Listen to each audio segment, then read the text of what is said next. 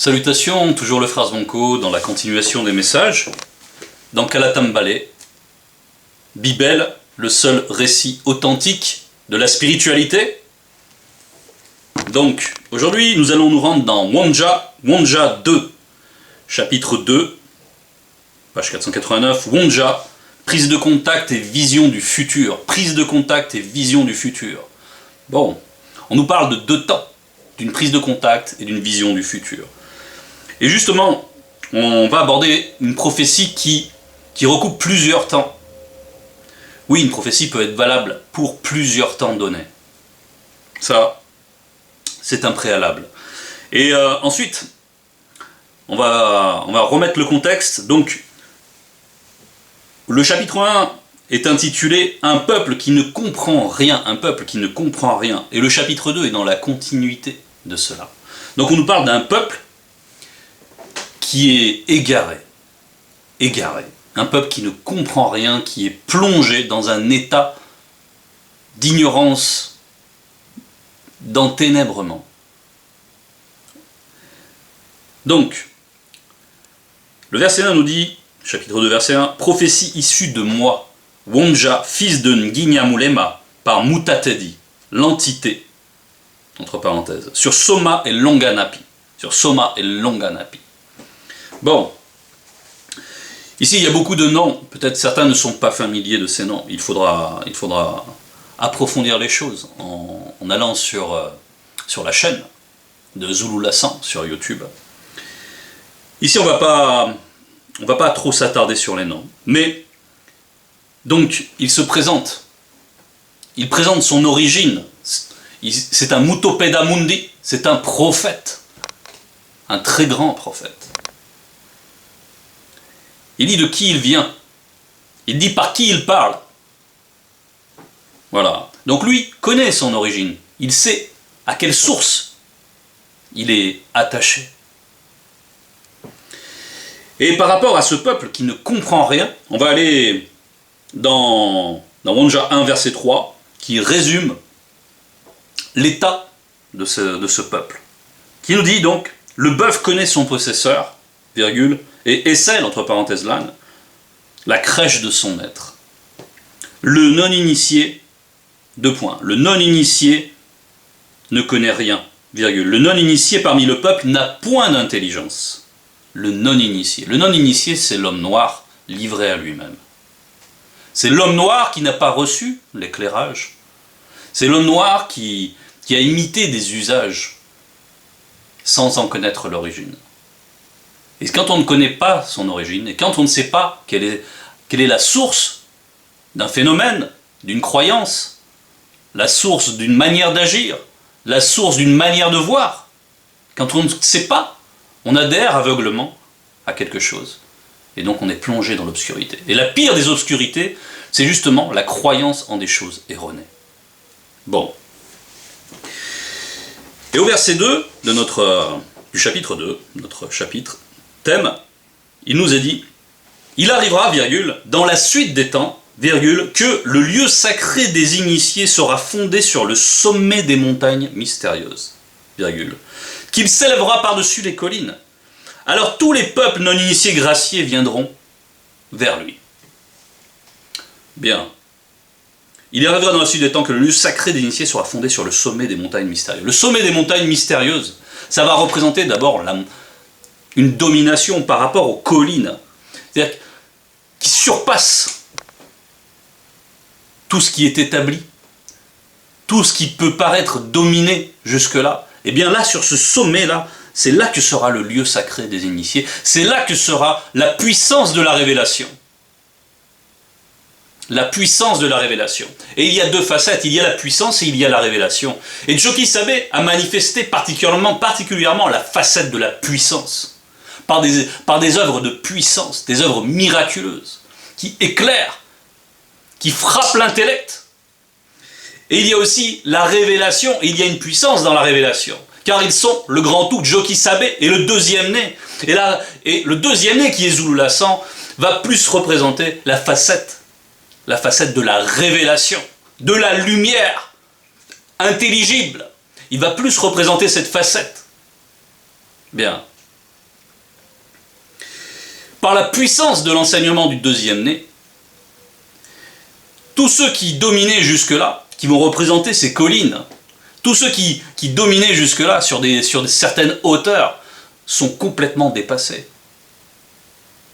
Oui, parce que la doctrine qui émane du deuxième né, qui est la même que celle du premier né, mais la manière dont il la révèle, la manière dont il pulvérise les doctrines de l'antivérité, les doctrines religieuses, la chrétienté, toutes sortes de croyances, toutes les superstitions, tous les faux cultes, la manière dont il décortique tout cela, dont il balaye tout ça, la manière dont il ramène Kalatam Balay,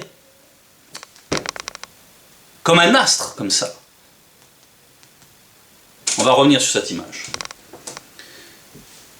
Donc, cela représente l'éclairage. L'éclairage, ça représente aussi l'intelligence. On va le voir. Alors, tous les peuples non-initiés graciés viendront vers lui. Vers lui. Eh oui, car cet éclairage manifeste un chemin ascendant. C'est le chemin de l'initiation. Et les non-initiés graciés reconnaissent ce chemin, reconnaissent le Mouledi, reconnaissent leur maître.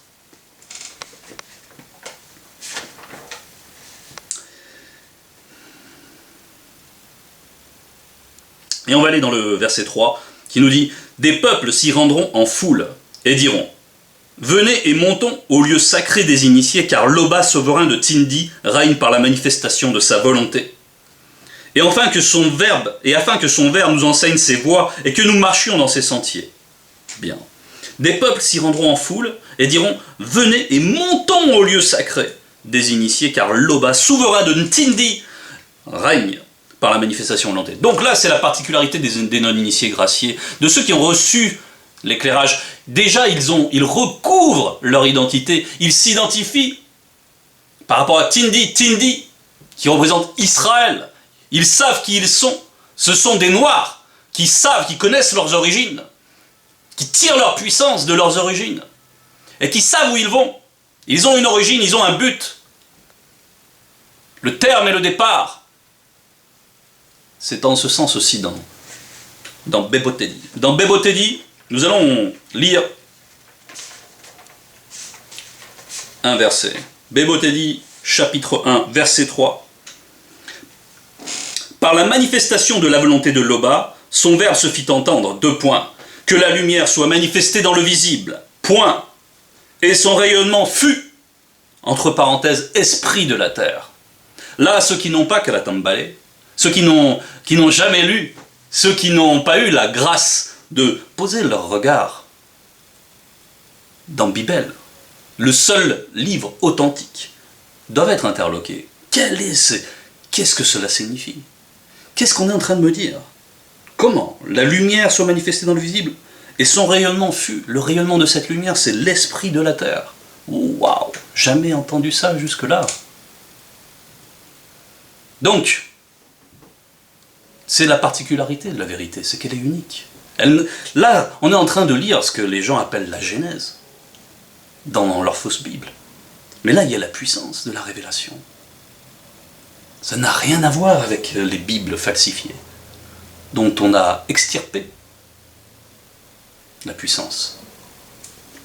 Bien, on va lire par la suite, verset 4. La manifestation de la volonté de l'Oba décida que la lumière serait le mystère du chemin des êtres inférieurs qui auront la grâce de venir à la source du non-visible. Bien. Donc cette lumière serait le mystère du chemin des êtres inférieurs qui auront la grâce de venir à la source du non-visible. Et cette lumière, ça représente donc aussi l'intelligence. L'intelligence. Et voilà ce qu'on voit dans l'illustration. Une lumière et un chemin.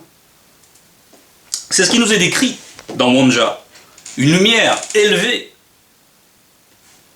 Une lumière élevée. Qui représente aussi un lieu. Une résidence spirituelle. Celle du grand tout. Une appartenance. Bien. Des peuples s'y rendront en foule et diront « Venez et montons au lieu sacré des initiés, car l'Oba souverain de Tindi règne par la manifestation de sa volonté. » et afin que son Verbe nous enseigne ses voies et que nous marchions dans ses sentiers. Donc, c'est suivre ce chemin, c'est donc parcourir ce chemin, c'est devenir soi-même un chemin, c'est ce que nous verrons aussi tout à l'heure. Mais c'est fusionner donc avec ce chemin, c'est fusionner avec ce rayonnement. Bien. Et ça, c'est donc l'éclairage, et ça va représenter aussi l'intelligence. L'intelligence dont est privé les non-initiés, le peuple non-initié, ce qu'on a lu dans le chapitre 1, verset 3, qui nous disait « Le non-initié ne connaît rien, le non-initié parmi le peuple n'a point d'intelligence. » Et là, le non-initié gracié, donc, a été rattaché à la source, à l'origine, à son identité. Il est en mesure de parcourir quelque chose qui va vers l'au-delà. Il sait où il se rend dans l'au-delà. Il le sait. Donc, au verset 4, non-initiés de la tribu de Tindi, et là c'est les non-initiés graciés qui parlent, non-initiés de la tribu de Tindi, venez après totale purification et marchons à la lumière du verbe de l'Oba. Et donc là on voit que les non-initiés graciés exhortent, deviennent à leur tour des chemins. Ils sont eux-mêmes des petits feux, car Jokisabe, et notre Mouledi, représente un grand feu, un grand feu. Un feu incandescent.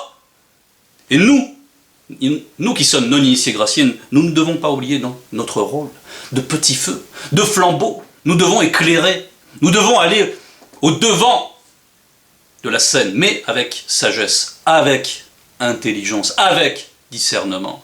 Mais nous avons ce devoir de témoigner à bon escient, en se laissant guider par le Verbe, bien sûr, de témoigner de la vérité. Et de qui est notre Mouledi, le deuxième né de la création. Ce temps exceptionnel de la grâce manifestée par le deuxième né de la création, nous devons en être les promoteurs.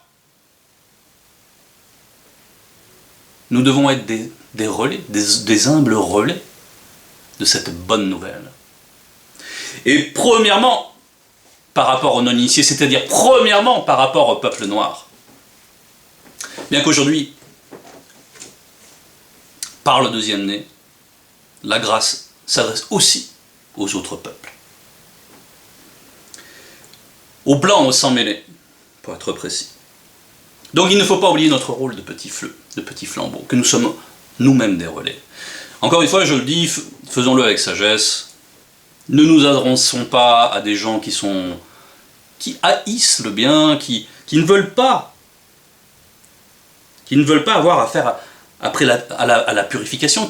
C'est ça que ça représente dans le verset, après la totale purification, ça va représenter la manifestation d'une volonté de laisser les mauvaises œuvres, de laisser la méchanceté en arrière, de laisser tout ce qui les laisse, tout ce qui les corrompt, tout ce qu'ils savent mauvais et auquel ils sont livrés. Eh bien, il faut manifester donc la repentance par rapport à toutes ces mauvaises œuvres. Si quelqu'un n'est pas dans une disposition comme ça, si quelqu'un se complaît dans de mauvaises œuvres, pourquoi s'acharner à vouloir lui témoigner de la vérité? Il n'a pas envie d'entendre.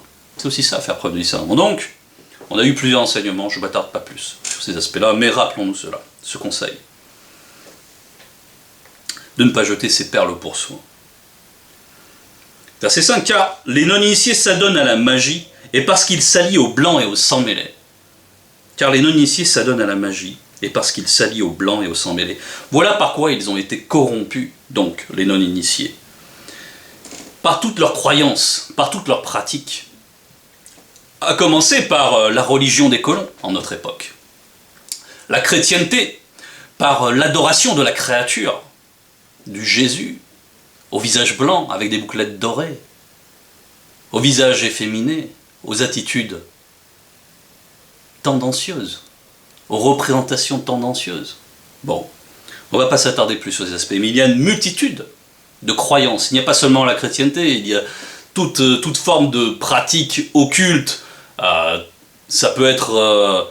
ça peut être le vaudou, ça peut être toutes sortes de croyances traditionnelles, le culte des crânes, toutes ces abominations, toutes des choses contre nature. Voilà.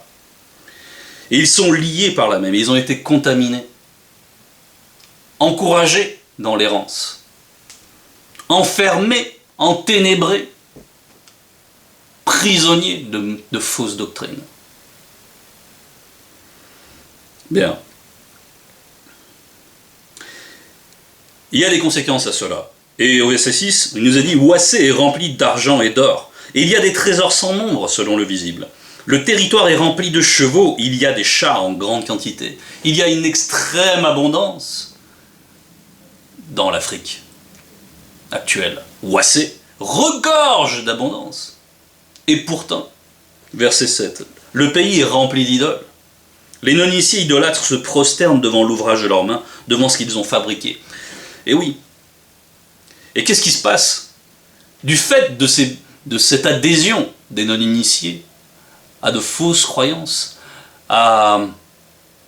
du fait de ce déracinement par les fausses croyances, le fait de s'être allié aux blancs et sans mêlés par des mariages éventuellement, par l'hybridation, en acceptant leur religion, en se soumettant à ces religions, en devenant esclaves des religions, ils ne jouissent pas des richesses de leur sol.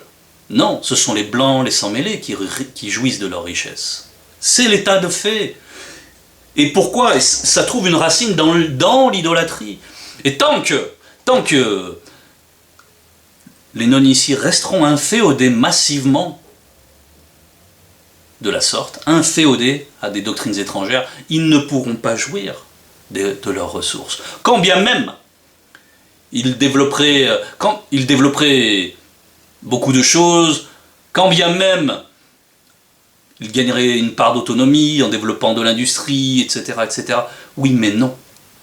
S'ils ne viennent pas à la source, massivement, s'ils ne condamnent pas toutes ces fausses doctrines, s'ils ne recouvrent pas leur véritable identité, eh bien, les portes de l'autonomie réelle, de l'affranchissement et de la jouissance des biens ne leur sera pas ouverte.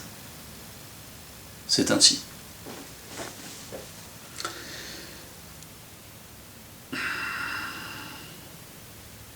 Et verset 8, il nous a dit finalement, « Les petits devront s'incliner et les grands seront abaissés. » Les petits devront s'incliner et les grands seront abaissés.